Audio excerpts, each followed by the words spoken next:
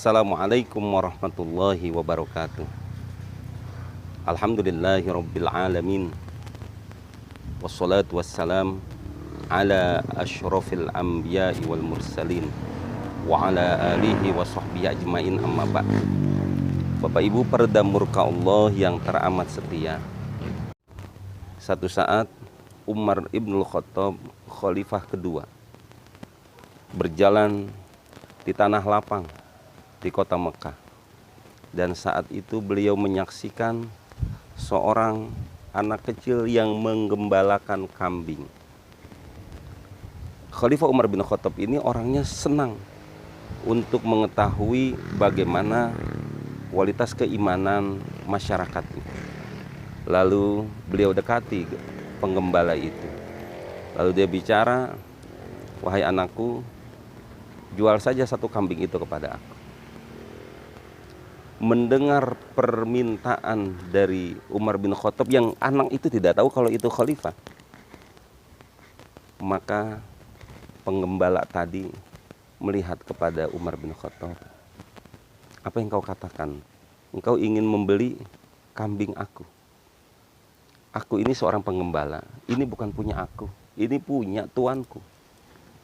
Maka kata Umar bin Khattab, "Jual saja satu kepada aku. Nanti engkau bilang kepada tuanmu bahwa kambingnya satu dimakan serigala." Ketika itu sang anak langsung berbicara kepada Umar bin Khattab, "Apakah Anda tidak tahu bahwa Allah Maha Tahu? Apakah Anda tidak tahu bahwa apa yang akan aku lakukan saat ini nanti akan dipertanggungjawabkan di hadapan Allah Subhanahu wa Ta'ala?" Mendengar jawaban itu, maka Umar bin Khattab merasa lega bahwa ternyata masyarakatnya walaupun levelnya penggembala, tapi dia berlaku jujur.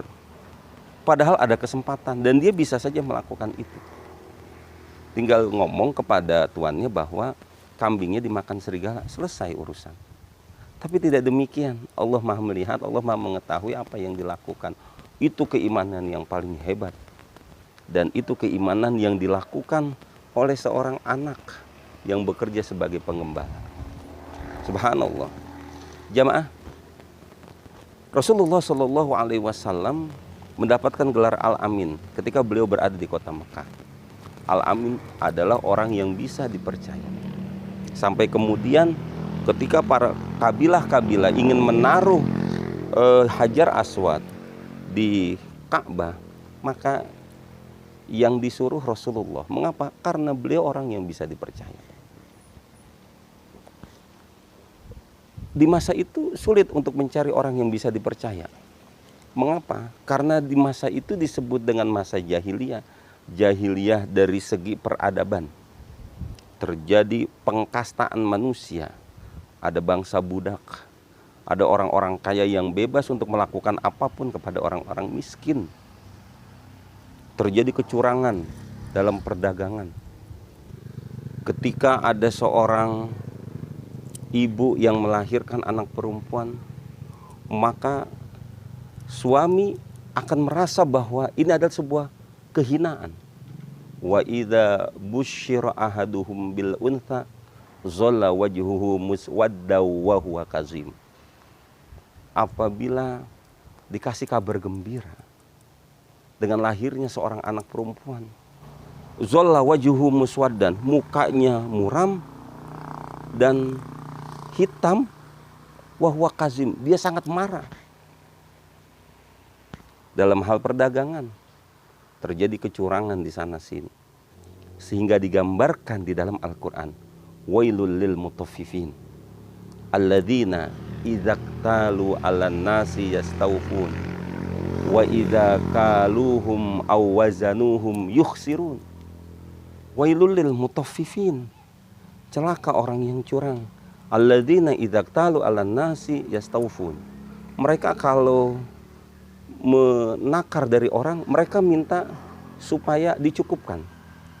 Wa idza kaluhum aw wazanuhum yukhsirun, tapi ketika mereka menakar untuk orang lain, mereka kurangin.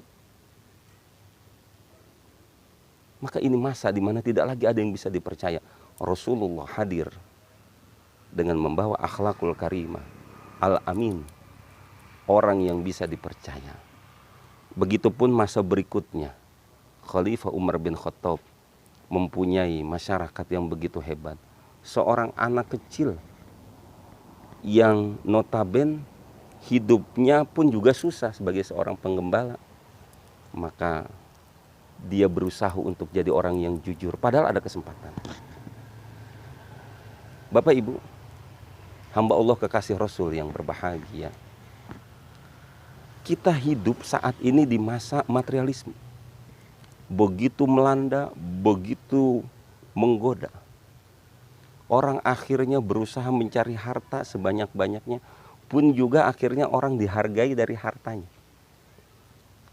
Anda pintar, Anda pendidikannya tinggi, tapi tidak punya harta, tidak dihargai. Maka akhirnya orang tua akan selalu berbicara, alhamdulillah anak saya berhasil. Dan ketika ngomong berhasil itu, maka yang tergambar dia sudah punya rumah. Yang dimaksud dengan berhasil, dia sudah punya mobil. Yang dimaksud dengan berhasil, dia sudah punya harta. Tanpa lagi memikirkan bagaimana caranya punya harta. Tidak pernah mau tahu. Akhirnya ketika ada kasus, ada masalah, baru kayak orang tersadar. Mengapa engkau melakukan perbuatan yang tidak benar, tidak baik? Maka inilah yang saat ini mungkin kita hadapi. Hidup serba materialisme, di mana segala sesuatu dihitung dari materi. Inilah yang kemudian harus kita tekan dengan sebaik-baiknya di masa sekarang ini. Karena kalau tidak kita tergerus, kita mengikuti alur, akhirnya nanti kita hidup capek, lelah. Padahal penghasilan kita tidak seberapa, tapi kita berusaha untuk bisa mendapatkan itu dengan cara apapun. Maka munculnya korupsi, kolusi, itu karena orang ingin memiliki harta yang banyak. Tanpa lagi memikirkan dari mana asalnya. Tidak mau tahu, yang penting harta banyak. Mengapa? Karena yang dihargai ya harta. Oleh karena itu Bapak Ibu, muncullah konsep dalam agama kita. Yang dimuliakan di hadapan Allah bukan hartanya, bukan. Tapi ketakwaannya. Inna akramakum indallahi atqakum. Tidak ada larangan kita untuk punya harta. Tapi carilah dengan cara yang halal, yang baik. Insya Allah akan membawa keberkahan kita, membawa ketenangan kehidupan kita, dunia dan akhirat. Demikian, mudah-mudahan ada manfaatnya.